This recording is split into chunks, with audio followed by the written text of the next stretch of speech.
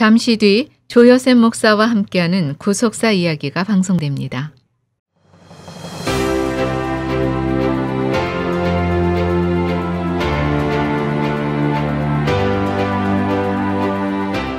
애청자 여러분 안녕하세요. 매주 주일 아침 8시에서 9시까지 조여셉 목사와 함께하는 구속사 이야기로 여러분과 함께하는 늘푸른 동산교회 조여셉 목사입니다. 지난 시간까지 우리는 성경에 나타난 언약들이 모두 예수 그리스도와 연결되어 있음을 각 언약을 통해서 살펴보았습니다. 예수 그리스도 메시아를 보내시어 인간을 구원하시겠다는 그 언약의 시작으로부터 언약의 계승 또 성취로 예수 그리스도께서 이 땅에 오셨음을 증거하는 측면에서 구속사와 언약을 살펴본 것이죠. 그리고 이 구속사적인 경륜에서 마태복음에 기록된 예수님의 족보의 서론을 마태복음 1장 1절은 이렇게 시작합니다. 아브라함과 다윗의 자손 예수 그리스도의 세계라, 이렇게 시작을 하고 있는데 이 말씀에 대해서 우리 또한 살펴봤습니다. 이 마태복음에 기록되어 있는 예수 그리스도의 족보는 인류 구속을 위해서 하나님께서 영원전부터 세우신 삼위일체 하나님의 경륜과 섭리가 실현된 언약과 은총의 족보라 할 수가 있습니다. 예수님의 족보는 마태복음 1장과 또 누가복음 3장 이 두 번에 걸쳐서 사복음서에 기록되어 있습니다. 마태복음은 다윗의 아들 솔로몬으로 이어지는 족보가 되겠고요. 누가복음은 솔로몬의 동복 형되는 나단으로부터 이어지는 족보라고 할 수가 있습니다. 마태복음 족보와 누가복음의 족보는 다윗 이후부터 혈통을 달리하고 있지만은 그러나 모두 역사적 사실에 근거한 예수 그리스도의 참된 족보라 할 수 있습니다. 누가는 이 누가복음서를 기록하면서 누가복음 1장 1절에 이렇게 말씀하고 있습니다. 우리 중에 이루어진 사실에 근거하였음을 밝히면서 누가 자신을 처음부터 말씀의 목격자 되고 일꾼된 자들의 전하여 준 그대로 내력을 저술하려고 붓을 든 사람이다. 이렇게 누가복음 1장 2절에 자신을 소개하고 있습니다.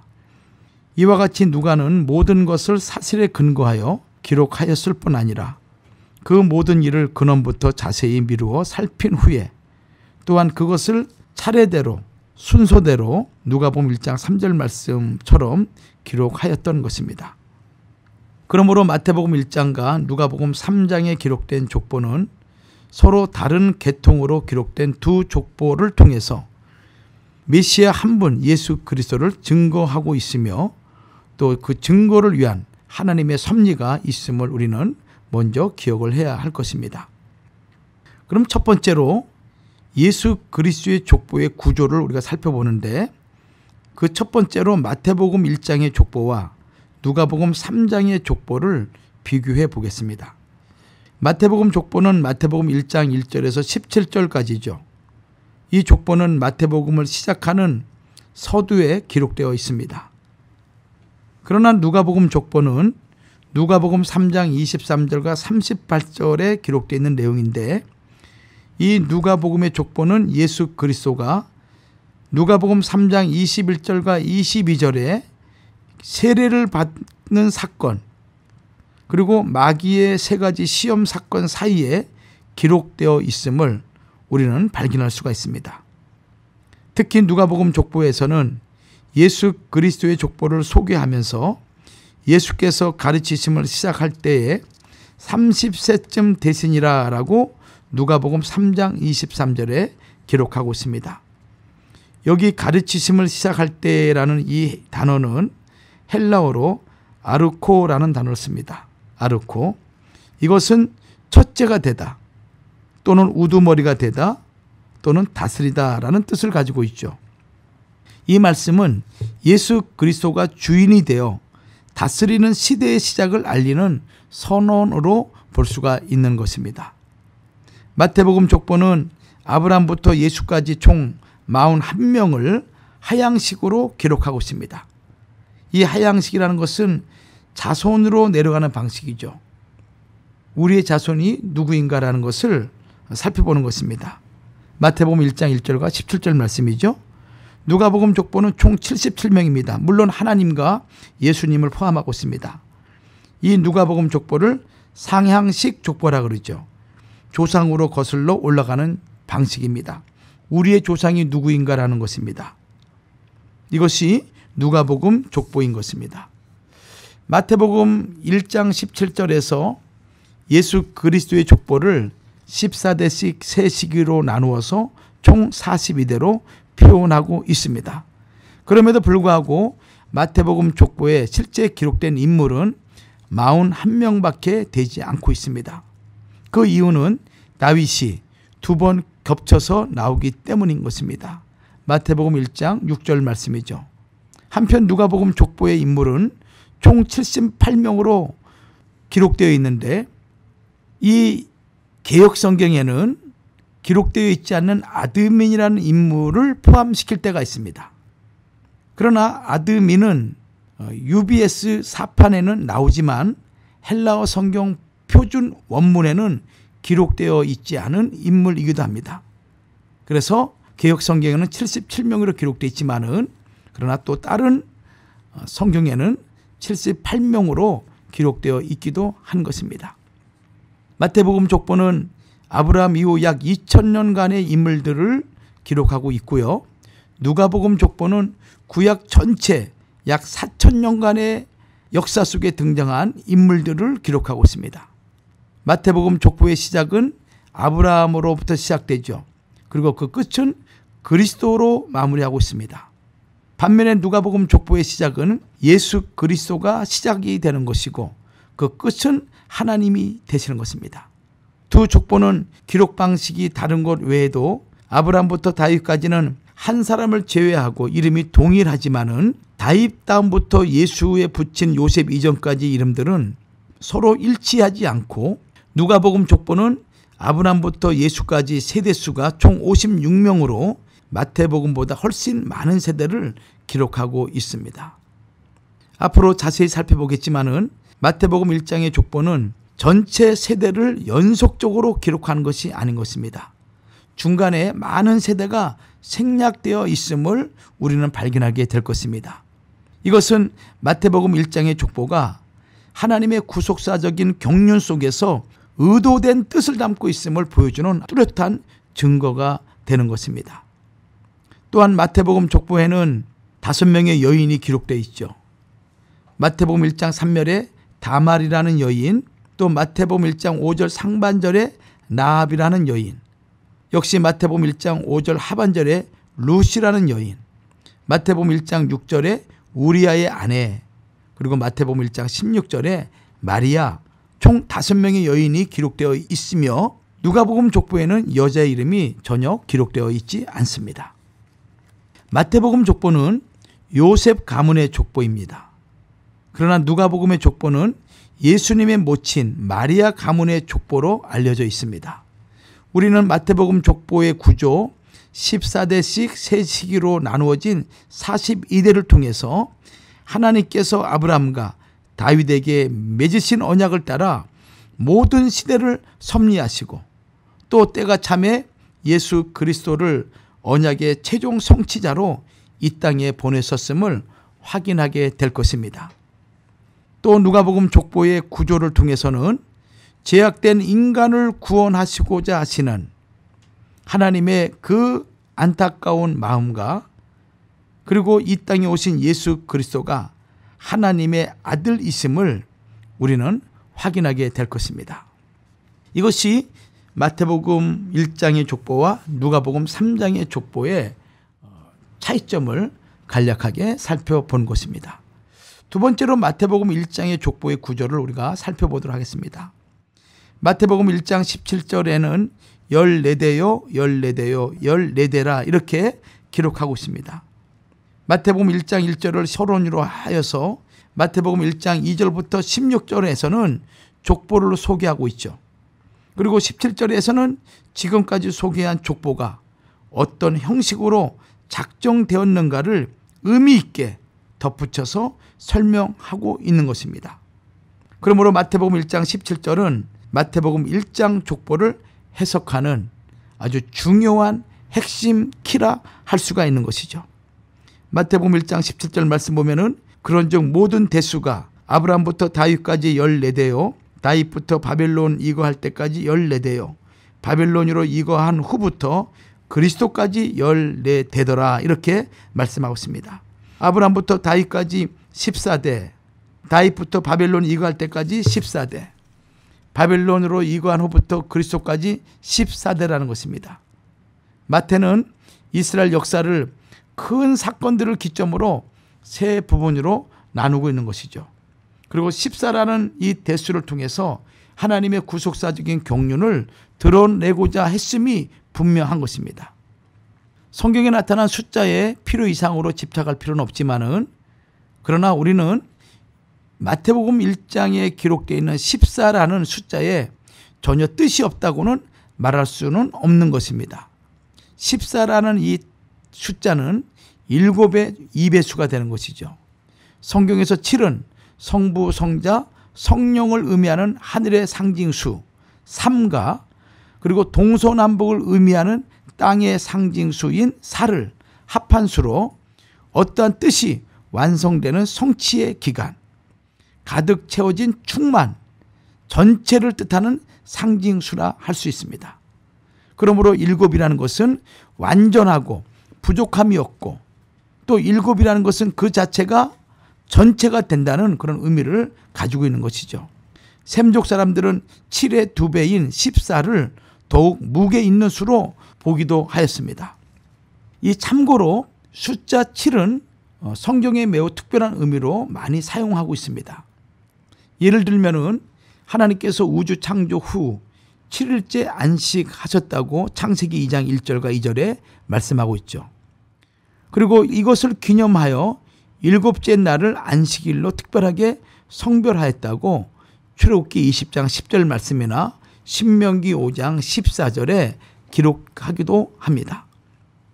아브라함은 아비멜렉과 우물판 증거를 삼을 때 새끼 7을 어린 양이죠. 어린 양 새끼 7을 따로 놓고 맹세하였습니다. 창세기 21장 28절과 30절 말씀이죠. 또 애굽의 바로왕이 꿈을 꾸고 요셉이 그것을 해석할 때도 7 암소와 7 이삭, 7회 큰 풍년과 7회 흉년으로 기록되어 있음을 우리는 창세기 41장 2절과 7절 말씀이나 18절에서 30절, 또 34절, 36절, 47절, 53절과 54절에서 발견할 수가 있죠.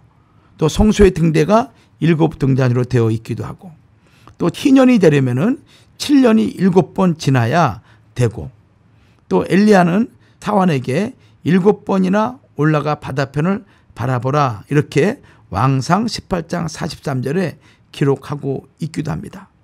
그 외에도 대단히 많은 그런 수가 이 7수에 연관되어 있는 것입니다. 그런 면에서 이 7이라는 수는 하나님이 행하시는 구원과 심판의 완전성을 상징하기도 한 그런 수이기도 합니다. 그런 의미에서 누가복음 족보가 77명으로 구성된 것도 하나님의 구속 경륜의 완전성, 즉 여러 시대를 지나는 동안 그 하나님의 경륜에 따라 착오 없이 섭리에 오셨다라는 그 사실의 확증이라 할 수 있는 것입니다. 그러므로 예수 그리스도의 족보는 7과 14라는 수를 통해서 하나님의 아들 예수 그리스도를 통한 구속 경륜의 완전한 성취를 증거하고 있는 것입니다. 이처럼 아브라함부터 그리스도까지 시대를 14대씩 세 시기로 나누어 42대로 기록한 것은 각 시기 속에 하나님의 완전하신 시대적 경륜이 있었다는 강력한 메시지이기도 합니다.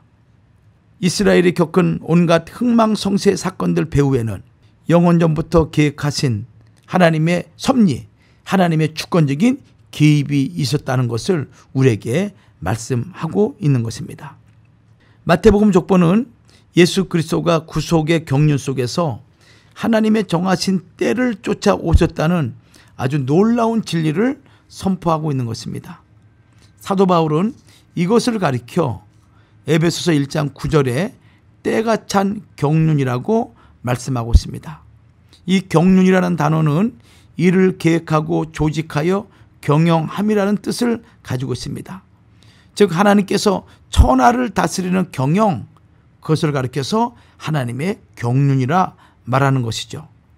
그러므로 우리는 이 족보 속에서 완전하여 빈틈이 없는 하나님의 구속 경륜을 발견할 수 있고, 지금 우리가 살고 있는 세계 역사도 아무렇게나 흘러가는 우연의 산물이거나 반복이 아니라 역사의 알파와 오메가, 역사의 시작과 끝이 되시는 하나님의 완전하신 경륜 속에서 주 예수 그리스도의 재림을 향하여 진행되고 있음을 깨닫는 그런 지혜를 얻어야 할 것입니다. 그다음에 세 번째는 누가복음 3장의 족보의 구조에 대해서 한번 살펴보도록 하죠. 누가복음 3장 23절과 28절에 기록되어 있는 말씀입니다. 사람의 아는 대로는 요셉의 아들이니, 예수님을 이렇게 표현하고 있습니다. 또 누가복음 3장 38절에는 그 예수님을 따라 족보에 올라갔더니 그 맨 나중이 그 이상은 아담이요 그 이상은 하나님이시니라. 그래서 누가복음 족보에 등장하고 있는 모든 등장하는 사람이 하나님의 거룩한 하나님의 족보에 기록되어 있음을 우리는 발견할 수 있습니다. 누가복음 족보는 마태복음 족보와는 달리 특별한 분기점에 대한 설명이나 어떤 인물에 대한 부연 설명이 없이 77명을 똑같은 규칙에 따라 나열한 구조가 되겠습니다. 마태복음에는 조상에서 자손으로 흐르는 정상적인 순서로 기록되어 있는 반면에 누가복음 족보는 자손에서 조상으로 올라가는 역순으로 기록되어 있는 것이죠. 구약에서는 성가대의 직무자들의 족보가 유일하게 역순으로 기록되어 있다고 역대상 6장 31절과 48절에 기록되어 있습니다. 그 외의 모든 족보는 조상에서 자손으로 자연스럽게 흘러가는 족보 방식으로 기록되어 있는 것이죠. 이러한 상황식 구조는 누가복음 족보의 아주 두드러진 특징입니다. 그리고 족보를 구속사적으로 해석하는 열쇠가 되기도 합니다. 누가복음 족보에 나오는 인물들을 자세히 살펴보면 중요한 인물을 기점으로 7명씩 나열하여서 11개의 그룹으로 77명을 기록하고 있음을 우리는 발견할 수 있습니다. 7명씩 11개 그룹. 11개로 나누어진 각 시기의 첫 인물은 대부분 하나님의 구속사에서 볼 때 아주 중요한 위치를 차지하고 있는 인물입니다.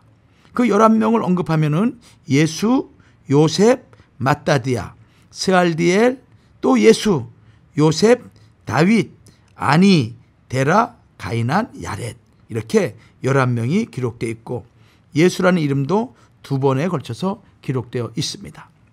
그 밖에도 누가복음 족보를 출생 관계가 아닌 주제별로 기록된 것으로 보는 견해도 있습니다. 즉 누가복음 족보를 역사적인 구성이 아닌 신학적인 여러 주제에 따라 구성으로 보는 견해인 것이죠.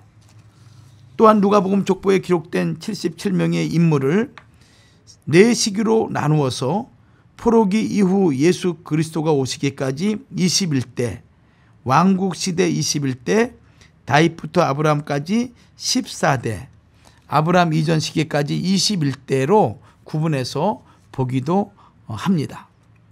그러면은 이 누가복음 3장에 기록되어 있는 77명의 이름의 의미를 한번 살펴보죠. 누가복음 3장 족보에 나타난 77명을 7대씩 11개의 그룹으로 묶고 거기에 해당하는 이름과 그 뜻을 우리가 살펴보면은 대부분 그 행적이나 그 이름을 전혀 찾을 길이 없는 무명의 인물들이 많이 있습니다. 그러나 성경에 나타나는 이름은 예외 없이 모두 의미를 갖고 있음을 우리가 기억을 해야 되는 것이죠. 세상에 소리 나는 소리가 이같이 많되 뜻없는 소리는 하나도 없다고 성경은 말씀하고 있지 않습니까? 더구나 구속사적인 경륜 속에서 그 이름이 갖는 의미는 매우 중요한 것입니다. 족보에 나타난 이름으로 그 사람의 역사적 신원을 짐작할 수가 있고 또 그 사람을 통해서 이루고자 하시는 부모의 신앙적 소원이나 감사, 그에 따른 시대적인 배경과 출생 환경도 짐작해 볼 수가 있습니다. 이상에서 볼 때 누가복음 족보는 예수 그리스도로부터 시작해서 최상 위로 하나님에까지 77대 인물이 기록되어 있고, 비록 인물들의 모두 상세한 삶의 노정이 성경에 기록되어 있지는 않지만은 그 이름이 예수님의 족보에 기록된 것은 얼마나 영광스러운 일이겠습니까? 애청자 여러분, 여러분들이 장차 하나님의 나라에 올라갔을 때 여러분의 이름이 하나님의 족보에 기록됐다고 볼 때 그것처럼 자랑스럽고 영광스러운 일이 어디 있겠습니까? 두 번째로 이 누가복음 3장의 족보의 구속사적인 경륜을 한번 살펴보죠. 첫째로 예수 그리스도의 기원은 첫사람 아담까지 올라가고 있음을 우리는 발견할 수가 있습니다. 이로써 예수 그리스도는 태초부터 종말까지 존재할 모든 인간과 깊은 연대를 맺고 있음을 암시하고 있는 것이죠. 예수 그리스도가 바로 타락한 아담의 후예를 구원하기 위해서 이 땅에 오신 분임을 증거하고 있는 말씀인 것입니다. 아담부터 시작된 죄와 사망의 역사가 둘째 아담이신 예수 그리스도에 이르러 생명의 역사로 전환이 되고, 예수 그리스도의 영원한 생명이 모든 택하신 백성에게 주어진 것입니다. 예수 그리스도는 우리의 신앙과 생명의 뿌리가 되고 근거가 됩니다. 실로 모든 것이 그리스도를 통하여 하나님으로부터 나오고 모든 것이 그리스도를 통하여 하나님께로 회복된다는 진리를 가르쳐주는 아주 신비한 구조인 것입니다. 둘째로 예수 그리스도로부터 시작하여 하나님으로 마친 것은 예수 그리스도의 신적인 기원을 증거하고 있는 것입니다. 하나님의 아들 예수께서 타락한 인류를 구원하고자 이 땅에 오셨습니다. 만약 예수 그리스도의 족보가 첫사람 아담으로부터 끝나버렸다면 우리는 하나님과 여전히 멀리 떨어진 존재로 남아있을 것입니다. 그러나 예수 그리스도는 중보자로서 전 인류를 끌어안고 하나님과 화목하게 하셨다고 에베소서 2장 15절과 16절에 말씀하고 있고, 골로새서 1장 21절과 22절에도 말씀하고 있습니다. 전에 멀리 있던 우리가 예수 그리스도의 피로 하나님과 가까워진 것입니다. 이와 관련해서 우리는 누가복음의 족보가 기록된 위치를 다시 주목해 볼 필요가 있습니다. 누가복음 족보는 예수 그리스도께서 세례를 받으신 사건 바로 다음에 기록되어 있습니다. 예수님은 죄가 없으시죠. 그럼에도 불구하고 세례를 받으셨습니다. 그 이유는 마태복음 3장 15절에 구속을 위한 모든 의를 이루기 위한 것이라고 말씀하고 있습니다. 예수님께서는 아무 죄도 없는 분임에도 불구하고 스스로 죄인인 한 인간의 모습으로 세례를 받으신 것은 전 인류를 대신하여 회개의 세례를 받으신 것입니다. 예수님이 세례를 받으시고 물에서 올라오실 때 하늘에서 음성이 나기를 내 사랑하는 아들이요 내 기뻐하는 자라 라는 말씀이 들렸고, 이것은 예수 그리스도께서 하나님의 아들이심을 증거한 것입니다. 누가복음에서는 예수 그리스도께서 세례받으신 사건을 통해 그가 하나님 아들이심을 증거한 후에 그 사실을 확증하기 위해서 족보를 기록하되 상황식으로 하나님까지 기록하였던 것입니다. 세 번째로 예수 그리스도가 여자의 후손으로 인류 구원의 언약을 완전히 성취시키기 위하여 오신 분임을 증거하고 있습니다. 이에 대하여 누가복음 3장 23절에서는 사람들의 아는 대로는 요셉의 아들이라 라고 말씀하고 있습니다. 목수의 아들이죠. 요셉의 아들인 것입니다.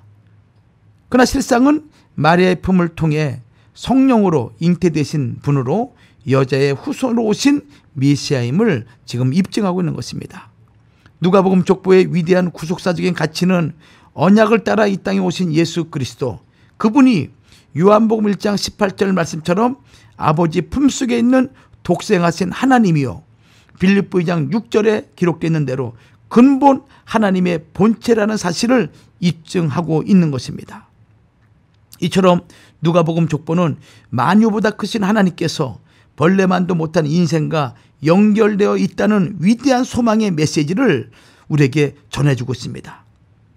이것은 창세전에 그리스도 안에서 택함 받은 자의 숭고한 가치를 보여주며 더 나아가 그들을 향한 하나님의 불붙는 사랑과 구원의 열심을 보여주는 그러한 의미를 우리는 발견할 수 있는 것입니다. 잠시 후에 다시 돌아오겠습니다.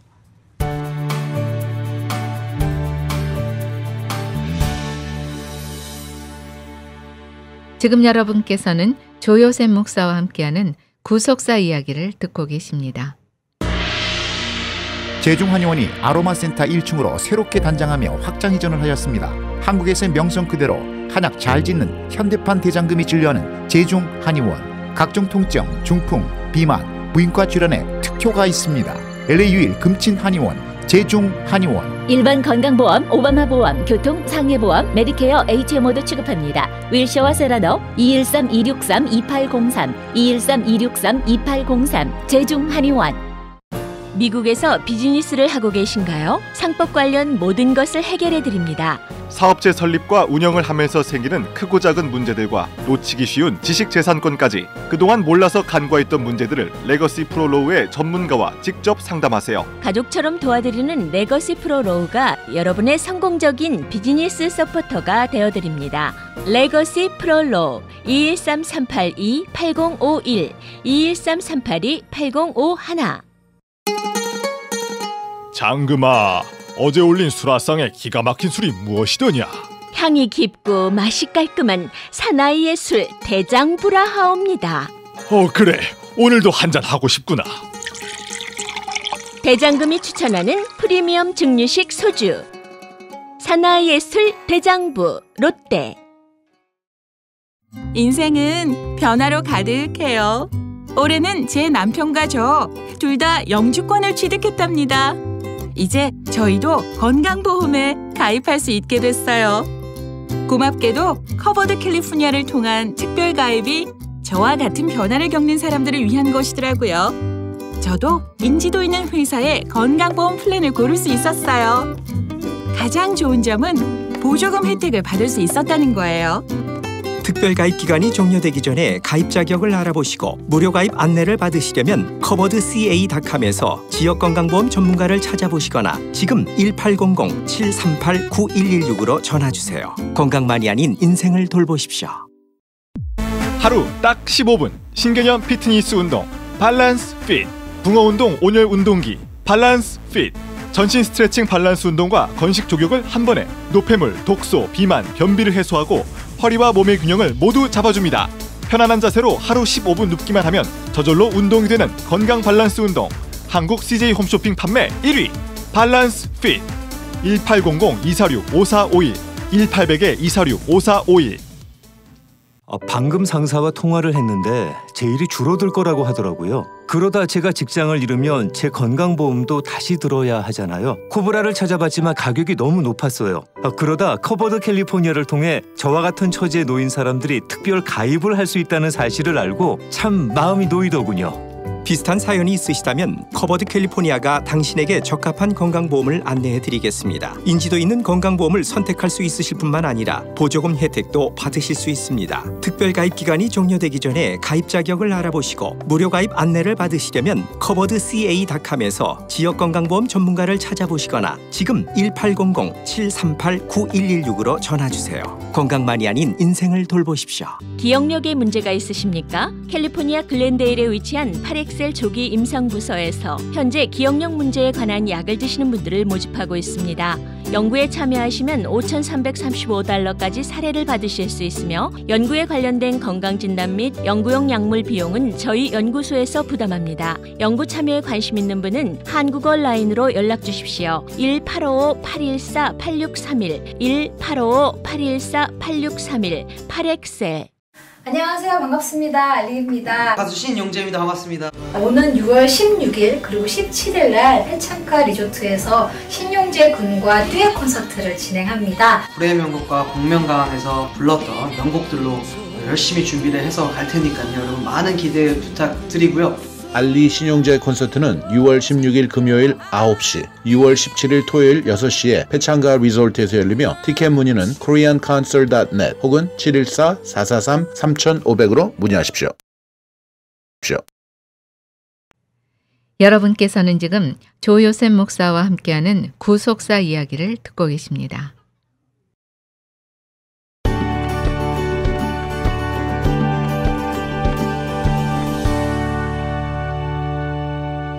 프랑스 종교개혁가인 존 칼빈은 그의 저서 기독교 강요 1000페이지에서 이렇게 말을 했습니다. 하나님께 대한 지식이 없이는 나 자신에 대한 지식이 없다. 이 말씀은 나에 대한 지식이 나 혼자서 이루어지는 것이 아니라는 의미인 것입니다. 나를 본다고 나를 알게 되는 것이 아니죠.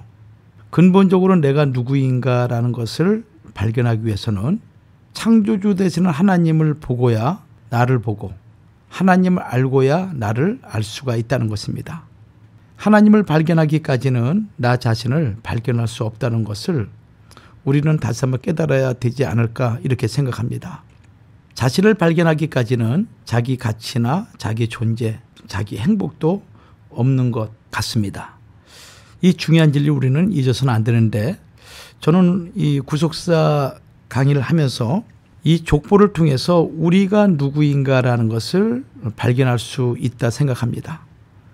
이 누가복음 3장에 나와 있는 예수님의 족보, 이 하나님과 예수님 사이에 등장하는 수많은 사람들, 그들은 예수 그리스도를 통해서 자기가 누구인가를 알게 되고 동시에 자기의 시작점이 하나님이심을 발견하게 되죠. 그러니 그들의 삶이 얼마나 복스럽고 행복하고 얼마나 자랑스러운 삶일까요? 오늘 우리의 가치는 하나님을 통해서 내가 누구인가를 발견할 때 내가 이 땅에 가장 존귀하고 가장 거룩하고 가장 행복한 존재라는 것을 깨닫게 됩니다.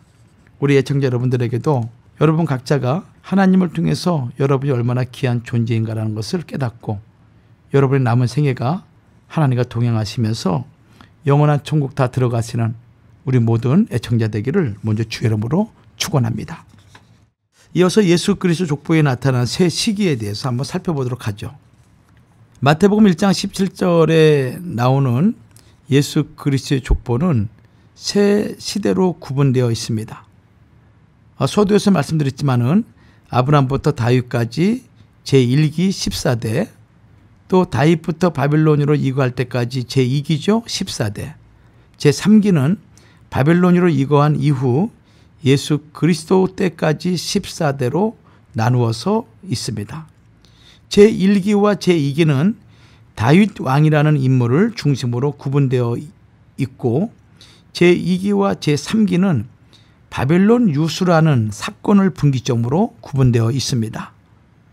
마태복음 1장 17절에 그런즉 모든 대수가 아브라함부터 다윗까지 14대요 다윗부터 바벨론으로 이거할 때까지 14대요 바벨론으로 이거한 후부터 그리스도까지 14대더라 이렇게 기록되어 있는 것입니다.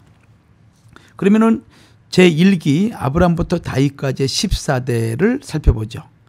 아브라함과 언약함으로 시작된 이스라엘 역사의 그 태동은 다윗으로 말미암아 통일 왕국을 이루기까지 약속의 시기라 할 수가 있습니다. 그래서 족보에는 아브라함, 이삭, 야곱, 유다, 베레스, 헤스론, 남, 아미나답, 나손, 살몬, 보아스, 오벳, 이세, 다윗 왕까지 모두 14명이 기록되어 있습니다. 마태복음 1장 족보의 제1기 14대 인물들은 역대상 1장 27절과 34절 말씀이나 2장 1절에서 15절에 나와 있는 역대상 족보와도 동일합니다. 또한 누가복음 3장 족보에도 동일하게 기록되어 있습니다. 차이점이 있다면 한글 개역 성경에서는 마태복음에서는 마태복음 1장 3절과 4절에 남이라고 기록되어 있는 것을 누가복음 3장 33절에는 아니라고 기록하였고 또 마태복음에는 다윗 왕이라고 한 것을 누가에는 단순히 다윗이라고 한 점 이것이 차이라 할 수가 있습니다. 그러면 연대기적으로 제1기는 몇 년일까요? 총 1163년의 기간인 것입니다. 아브라함이 출생한 해는 주전 2166년이고 다윗 왕이 예루살렘에서 통치한 해는 주전 1003년이기 때문에 제1기에 해당하는 횟수는 약 1163년이라 할 수 있습니다. 이 시기를 크게 5기간으로 구분할 수가 있습니다. 자세한 내용을 살펴보면은 이 마태복음 1기 속에 들어가 있는 5기간을 살펴보는데 첫 번째 기간은 아브라함부터 이삭, 야곱, 유다, 베레스, 헤스론까지의 인물들 중에서 우리가 살펴볼 수 있죠. 이때는 아브라함이 출생 후부터 야곱이 그의 가족 70명을 이끌고 애굽에 들어갈 때까지 290년의 기간인 것입니다. 두 번째 기간은 이제 헤스론부터 람, 아미나답, 나손까지죠. 이 시기는 애굽에서 종살이하던 시기 약 430년간의 기간입니다.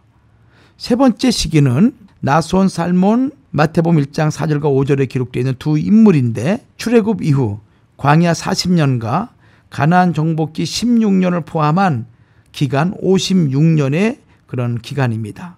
그리고 네 번째는 살몬, 보아스, 오벳, 이세, 마태복음 1장 5절이죠. 사사시대 340년의 기간입니다. 그리고 마지막 다섯 번째 기간은 이세부터 다윗까지인데 마태복음 1장 5절과 6절 말씀이에요. 사울왕 40년 통치와 다윗이 헤브론에서 통치한 7년 6개월을 포함한 47년 6개월의 기간을 말하고 있습니다. 이렇게 마태복음 제1기에 아브라함부터 다윗까지 14대를 5시기로 우리가 나누어서 볼 수가 있고 그 시기마다 아주 중요한 구속사적인 사건이 전개되고 있음을 발견할 수 있죠. 두 번째로 제1기의 족보에 기록된 세 여인이 있습니다. 마태복음 1장 3절에 보면은 유다는 다말에게서 베레스와 세레를 낳고 할 때 다말이라는 여인이 나오죠.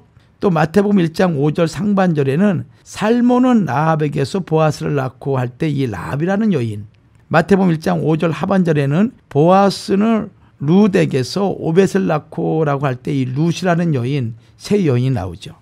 누가복음 족보와는 달리 마태복음 족보에는 다말, 라합, 룻, 우리아의 아내 마리아 등 여인이 5명이나 기록되어 있습니다. 원래 이 유대인이 족보를 기록하는 그 관례에 보면은 결코 여자 이름을 기록하지 않죠. 우리나라도 족보에 여자 이름을 기록한 것이 있을까요? 있을 경우 아마 드물 것입니다. 대부분 가부장적인 그런 사회 속에서 남자들이 또 장자를 중심으로 해서 족보가 계승되고 있기 때문에 여자들은 거의 기록되어 있지 않을 것입니다. 유대인 족보가 그런 특징을 가지고 있습니다. 그럼에도 불구하고 여인들이 기록된 것은 예수 그리스도의 족보만이 갖고 있는 아주 기이한 특징이라고 할 수 있죠. 더구나 구약 성경에 유명한 믿음의 선진들의 어머니라 할 수 있는 여인들이 얼마나 많아요. 아브라함의 아내 사라는 어떻습니까? 위대한 여인이죠. 또 이삭의 아내 리브가, 또 야곱의 아내 라헬, 그 외에도 수많은 그런 열정과 열망을 가진 여인들이 무수히 많이 있음에도 불구하고 예수 그리스도의 족보에는 그 위대한 여인들의 이름이 빠져 있고 대신에 비천하고 사회적으로 소외된 신분, 죄로 얼룩진 여인들의 이름이 기록되어 있다는 것입니다. 우리는 제1기 족보에 나오는 세 여인을 통해서 구원의 대상이 모든 이방인에게까지 확대됨을 보게 됩니다. 즉 하나님의 구속 활동은 이스라엘 민족에게 국한된 것이 아니라 세계 모든 백성, 만민, 족속, 열방에게 열려 있다는 것을 지금 마태복음 족보는 세 여인을 통해서 우리에게 가르쳐주고 있는 것입니다. 로마서 1장 14절과 16절 말씀이죠. 또 3장 22절, 로마서 10장 11절과 13절 말씀. 예수 그리스도의 복음은, 하늘 복음은 종족과 성별과 신분의 구별을 초월해서 헬라인이나 유대인이나 구원에는 차별이 없다고 고린도전서 1장 24절 말씀이나 골로새서 3장 11절에 말씀하고 있습니다. 특별히 사도 바울은 골로새서 3장 11절에 거기는 헬라인과 유대인이나 할례당과 무할례당이나 야인이나 수구다인이나 종이나 자유인이 분별이 있을 수 없나니 오직 그리스도는 만유시요 만유 안에 계시니라, 이렇게 말씀하고 있습니다. 마태복음 족보에 부정한 여인들의 이름이 기록된 것은 죄인 구원을 위한 예수 그리스도의 자기 비하를 보여주고 있습니다. 예수님은 죄가 없으시고 히브리 4장 15절 말씀이죠. 죄를 알지도 못하는 분이십니다. 고린도후서 5장 21절 말씀이에요. 또한 사람처럼 본래부터 죄의 몸이 아니라고 로마서 6장은 말씀하고 있습니다. 그러나 하나님은 거룩하고 악이 없고 흠이 없는 죄도 없는 독생 성자 예수님을 육신의 죄를 정하사 죄인들과 같게 되게 하셨다고 빌립보 2장 7절에 말씀하고 있습니다. 이것이 바로 우리를 구원하시려는 대속의 신비요, 우리를 의롭다 인정해 주시는 구원의 원리라 할 수 있는 것입니다. 예수님은 자신의 족보를 깨끗하게 보존할 수 있었지만 죄인들을 구원하기 위하여 종의 형체를 취하시려 하면은 불법과 불륜, 근친, 상간 이런 걸로 얼룩진 이방 여인들을 자신의 조상으로 삼는 것조차 마다하지 않으신 것입니다. 이런 예수 그리스도의 족보를 통해 우주보다 크고 넓고 깊은 하나님의 사랑을 발견하게 되는 것입니다. 태초의 말씀이신 하나님이 사람으로 오시어 족보 속에 죄인들과 함께 그 이름이 기록되어 있는 것만으로도 우리는 무한히 낮아지신 자기 비하의 희생적 주님의 사랑, 그 사랑 앞에 깊은 감사를 느낄 수 있어야 되는 것입니다. 예수 그리스도의 족보에는 자기를 낮추시되 세상 사람들의 조롱거리가 되기까지 철저하게 낮아지신 죄인을 사랑하시되 이처럼 사랑하사 아카페 사랑의 흔적을 발견하는 그런 놀라운 역사가 족보를 통해서 발견할 수 있는 것입니다. 그다음에 세 번째 이 일기의 족보에는 마태복음 족보에서 유일하게 2번 계수된 인물을 발견하게 되죠. 다윗이라는 인물입니다. 다윗은 마태복음 족보 세 시기 가운데 제1기를 마감하고 제2기를 시작하는 인물로 유일하게 2번 계수되고 있음을 마태복음 1장 17절 말씀을 통해서 발견할 수 있어요. 다윗은 한 시대를 마감하고 새 시대를 여는 인물로 부각되고 있습니다. 또한 족보에 등장하는 많은 열왕 중에 오직 다윗 한 사람에게만 왕이라는 칭호가 붙어 있음을 마태복음 1장 6절은 말씀하고 있어요. 이러한 족보의 구성이 다윗의 히브리어 철자가 상징하는 수를 합친 수 14대로 이루어진 것은 결코 우연이 아닐 것입니다. 이렇게 마태복음 1장 족보에서 예수 그리스도를 예표하는 다윗이 중심 인물이 되고 있는 것은 장차 예수 그리스도가 오셔서 옛것을 성취 완성시킬 뿐 아니라 새로운 시대를 열어줄 구원사의 중심 인물이 된다는 구속 경륜의 의미를 한층 더 드러내고 있는 것입니다. 다윗 언약에서 한 아들로 말미암은 영원하고 견고한 나라의 약속은 다윗의 혈통적 후손에 의해서 만들어지는 세상 나라가 아닌 것이죠. 이것은 궁극적으로 예수 그리스도로 말미암아 세워질 영원한 하나님의 나라. 요한계시록 22장 16절 말씀은 바로 새 하늘과 새 땅을 우리에게 가리키고 있는 것입니다. 그다음에 크게 두 번째로 제2기에 속해 있는 족보를 살펴보죠. 다윗부터 바벨론으로 이거할 때까지 왕정기 14대입니다. 제2기는 이스라엘의 왕들의 이름이 열거되어 있습니다. 그런데 마지막에 다윗 왕가의 왕권이 완전히 상실되어 나라를 잃어버리고 비참한 모습으로 바벨론의 포로로 끌려가는 굴욕적인 시기를 제2기는 보여주고 있습니다. 그럼에도 불구하고 하나님은 다윗과 맺으신 언약을 잊지 않으시고 주권적인 긍휼과 자비로 구속 역사를 이끌어 가시고 있습니다.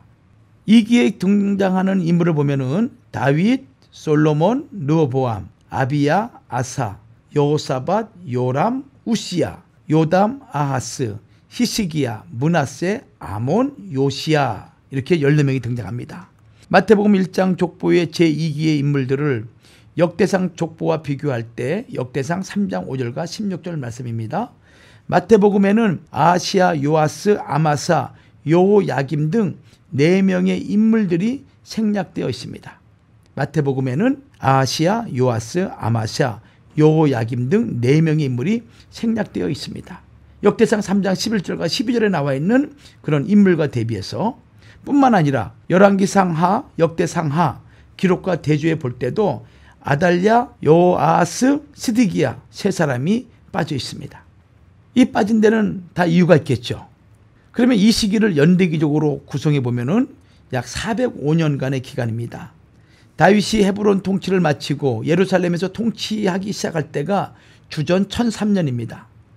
바빌론은 여고냐가 즉위한 주전 598년 12월경에 예루살렘을 제2차로 침공하고 주전 597년 3월 16일 그때 예루살렘이 완전히 함락이 됩니다.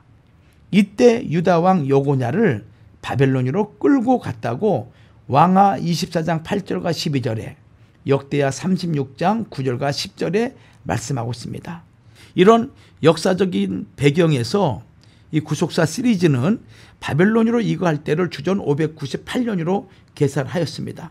결국 제2기에 해당하는 기간은 405년, 주전 1003년부터 주전 598년까지 그 기간인 것입니다. 이 시기를 두 시기로 나눠볼 수 있는데 첫 번째는 다윗 왕부터 솔로몬까지죠. 마태복음 1장 6절입니다. 다윗의 예루살렘 통치 33년과 솔로몬 통치 40년 포함해서 73년이죠. 이것이 첫 번째 시기고요. 두 번째 시기는 이제 솔로몬의 아들 르호보암부터 요시야까지 분열 왕국 시대 약 332년의 시기를 족보는 이름을 통해서 기록하고 있습니다. 제2기의 족보에 기록된 여인들이 있죠. 제1기는 다말, 라합, 루시라는 여인이 기록되어 있지만은 제2기에는 우리아의 아내가 기록되어 있습니다. 마태복음 1장 6절 하반절에 다윗은 우리아의 아내에게서 솔로몬을 낳고라고 기록하고 있죠. 우리아의 아내, 이 우리아의 아내라는 이 단어는 영어 성경에서 대부분 우리아의 아내였던 여자라고 기록하고 있습니다. 바세바라는 이름 대신에 우리아의 아내라고 기록한 것은 대단히 의미심장하죠. 자세한 이유는 이제 이 앞으로 구속사 시리즈를 통해서 다루겠지만 충신 우리아의 믿음을 부각시킨 것만은 확실한 그런 내용이라 할 수 있습니다.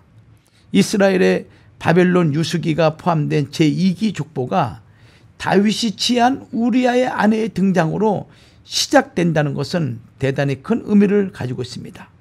다말, 라합, 룻과 같이 문제시되던 이방 여인들이 아브라함으로부터 다윗에 이르는 가문을 세운 그런 위대한 인물로 등장하는 반면에 다윗 왕이 우리아의 아내를 취한 범죄 이후 다윗 나라의 왕통은 기울기 시작하여서 나라에 안정이 없었습니다. 그것은 하나님께서 나단 선지자를 통해 다윗에게 사무엘하 12장 10절에 내가 나를 업신여기고 햇사람 우리아의 철을 빼앗아 내 철을 삼았은즉 칼이 내 집에 영영이 떠나지 아니하리라 하신 말씀 그대로 이루어진 것입니다. 다윗의 간음죄, 이것이 예루살렘 성전이 파괴되고 나라가 파멸되고 온 백성이 바벨론의 포로가 되어 끌려가는 비운의 결과를 낳고 말았다는 것입니다. 참으로 안타까운 일이죠.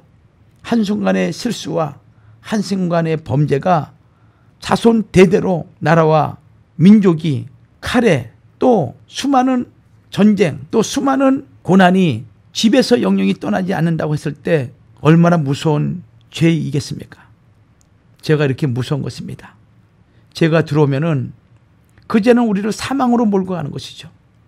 여청자 여러분, 인간은 연약하고 인간은 나약하기 때문에 이리저리 쓰러지고 넘어지고 또 죄 가운데 빠질 수 있습니다. 그러나 하나님의 능력의 말씀을 힘있게 되면은 그 모든 죄를 이길 수 있는 권세와 능력을 하나님이 우리에게 주십니다. 여러분들 죄 가운데 머물지 마시고 날마다 하나님과 동행하며 주님과 동행하며 우리의 육체의 정욕과 안목의 정욕과 이생의 자랑을 말씀으로 이겨나가는 우리 모든 애청자들 되기를 주의 이름으로 축원합니다. 마지막 제3기를 살펴보죠. 제3기는 바벨론으로 이거한 후부터 예수 그리스도까지 14대인 것입니다. 제3기는 이스라엘이 70년간 바벨론 포로지에서 고초와 수치를 겪고 새로운 희망 회복을 갈망하던 시기, 그리고 포로에서 돌아와 성전을 재건하고 끊임없이 이방 세력의 괴롭힘을 받으면서 모든 소망이 끊어졌을 때 가장 크게 메시아를 대망하던 시기를 알 수가 있습니다. 이 3기는 여고냐부터 스알디엘, 수룹바벨, 아비훗, 엘리야김, 아소르, 사독, 아킴, 엘리훗, 엘르아살, mat단, 야곱, 요셉, 그리고 예수 그리스도 모두 14대죠. 연대기적인 구성은 총 594년입니다. 바빌론으로 이거한 이후 주전 598년이죠. 예수 그리스도의 탄생 주전 4년, 14대 세월이 약 594년입니다. 제3기 인물 중 스알디엘과 스룹바벨을 제외한 아비훗, 엘리야김, 아소르, 사독, 아킴, 엘리훗, 엘르아살, mat단, 야곱에 관해서는 성경에 기록된 자료가 없어요. 이들에 대한 보다 상세한 연구는 이제 앞으로 구속사 시리즈를 통해서 살펴보도록 하겠습니다. 이 시기를 두 시기로 나눌 수가 있죠. 제3기를 여고냐, 스알디엘, 스룹바벨까지 인물입니다. 이 시기는 여고냐가 끌려간 때 주전 598년부터 스룹바벨이 중심이 되어서 바벨론 포로에서 제1차 귀환을 하고 성전을 재건한 주전 516년까지의 기간, 바로 그 기간이 첫 번째 시기라 할 수가 있습니다. 두 번째 시기는 아비훗부터 요새까지죠. 대략 성전을 재건한 주전 516년 이후부터 예수 그리스도가 탄생하실 때 주전 4년까지 영적 암흑 시기, 이 기간을 말하고 있습니다. 그러면은 이들은 어떤 자들이냐? 예수 그리스도의 오시는 길을 예비한 남은 자들입니다. 남은 자들.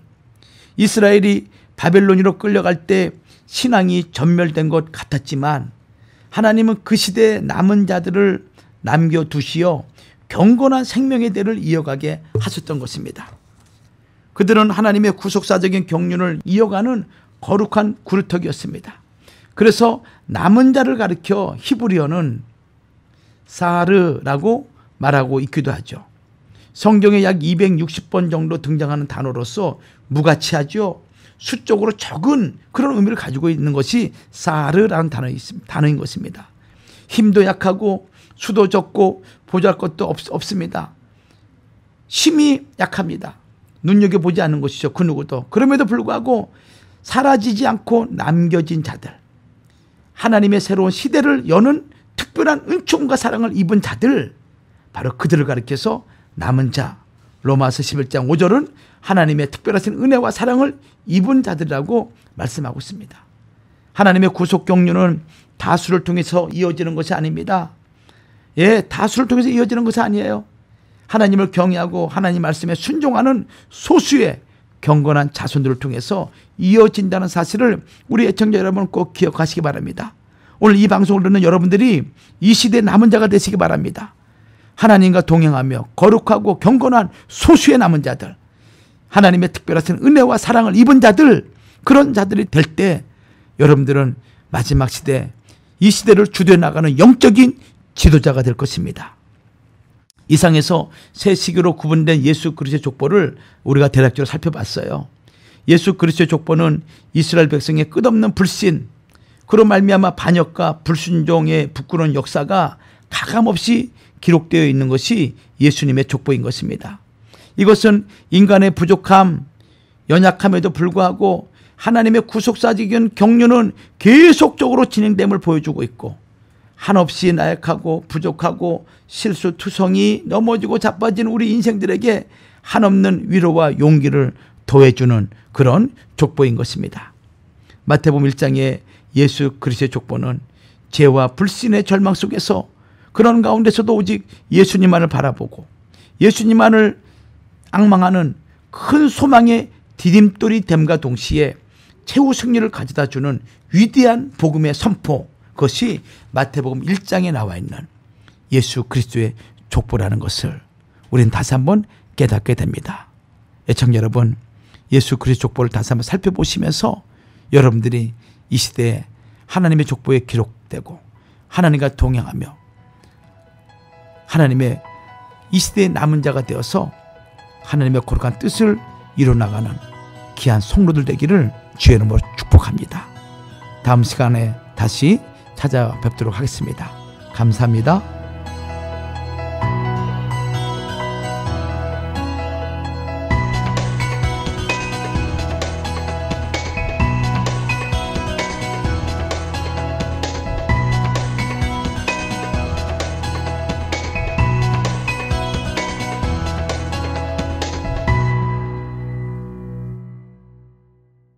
기원전 17세기 곡물을 가지고 돈을 빌렸다. 불편했다. 기원전 5세기 가축을 가지고 돈을 빌렸다. 힘들었다. 1895년 수많은 서류들을 가지고 돈을 빌렸다. 귀찮았다.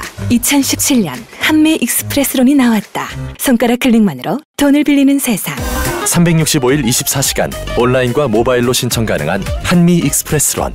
지금 한미은행 홈페이지를 방문하셔서 당신의 미래를 만나보세요. 금융의 기술을 더하다. 이퀄 오퍼튜니티 랜더 한미은행. 전문인만을 추구하는 당신을 위해 신시스가 있습니다. 자녀를 위한 준비, 당신을 위한 준비. 인생의 가장 중요한 순간을 위해 신시스와 내일을 계획하십시오. 안전한 자산 관리, 스마트한 미래 설계. 신시스가 여러분과 함께합니다. 신시스 인슈런스 솔루션스 www.syncis.com입니다. 캐더링도 선택이 중요합니다. 맛으로 캐더링의 차별화를 선언한 낙원 캐더링. 10인 이상 크고 작은 모임과 결혼 피로연, 각종 파티, 정성을 다한 경제적이고 품위 있는 메뉴로 모든 행사에 만족을 드립니다. 음식 맛있기로 유명한 낙원 캐더링. 신선한 맛에 놀라는 직접 담근 김치도 판매 시작. 323-466-3737 323-466-3737 로스앤젤레스 오렌지 카운티 30명 이상 주문 시 딜리버리 프리. 1998년 한인사회 최초 파머스 보험 지정업체 모든 보험회사를 취급하는 럭키 바디샵. 작업의 결과에 대한 완벽한 신뢰는 럭키 바디샵의 자랑입니다. 벤츠, BMW, 아우디 전문 성실, 정직, 신용의 완벽한 수위로 당신의 차를 새 차처럼 만들어드립니다. 럭키 바디샵의 작업의 결과는 라이프타임 워런티합니다. 럭키 바디샵 213-365-6000. 시원해야 한다. 화끈해야 한다. 통증은 시원함과 화끈함으로 두 번 풀어야 한다. 쿨앤핫. 한국인의 파스. 신신파스 RX. 8년 연속 문화관광부 장관상 수상의 제주 롯데호텔에서 누리는 감동의 고국 방문도. 한국 내 정확도 1위의 건강검진도. 라스베가스 펠라지오와 아리아 호텔의 미서부 여행은 물론 전 미국 시장을 평정한 캐나다 로키, 옐로스톤 관광명소까지 하얏트 호텔의 하와이, 로마 셰라톤 호텔의 유럽, 칸쿤, 미서부 및 동부, 남미, 호주, 중국, 일본 여행도 환상의 크루즈도 언제나 3호입니다. 전 미주 12년 연속 대한항공 최우수 1등 대리점, 전 세계 티켓도 3호가 가장 저렴합니다. 관광도 1등, 티켓도 1등, LA 3호 관광. 안녕하세요. 연방하원 후보 로버트 리 안입니다. 2월 6일 본선 투표를 앞두고 우편 투표 등록을 하신 분은 용지가 도착했을 것입니다. 우편 투표 용지를 작성하셔서 우표를 붙여 즉시 보내주세요. 봉투 뒷면에 사인을 꼭 해주세요. 투표는 여러분의 소중한 권리입니다. 소중한 한 표 부탁드립니다. 연방하원 후보 로버트 리 안입니다. 이 메시지에 동의합니다. Robert Leon for Congress, FEC ID number 00631564에서 지불합니다. 인생은 변화로 가득해요. 올해는 제 남편과 저 둘 다 영주권을 취득했답니다. 이제 저희도 건강보험에 가입할 수 있게 됐어요. 고맙게도 커버드 캘리포니아를 통한 특별 가입이 저와 같은 변화를 겪는 사람들을 위한 것이더라고요. 저도 인지도 있는 회사의 건강보험 플랜을 고를 수 있었어요. 가장 좋은 점은 보조금 혜택을 받을 수 있었다는 거예요. 특별 가입 기간이 종료되기 전에 가입 자격을 알아보시고 무료 가입 안내를 받으시려면 coveredca.com에서 지역 건강보험 전문가를 찾아보시거나 지금 1800-738-9116으로 전화주세요. 건강만이 아닌 인생을 돌보십시오. 요즘 제 친구는 아침마다 행복한 비명을 지른대요. 자고 일어나면 피부가 달라져 있어서요. 율랩 스위tzerland 트리플 리셋 수분크림 하나 바꿨는데 피부가 그렇게 달라지고 있다나요? 그래서 저도 바꿔보려고요. 스위스 줄기세포 바이오 화장품 율랩 스위tzerland. 내 피부를 바꿔줄 보석 같은 친구가 돼주길. 율랩 화장품. 각 지역 판매점에 관심 있으신 분은 213-637-0111 213-637-0111번으로 연락주세요. Luxury Swiss Skincare. ULab Switzerland.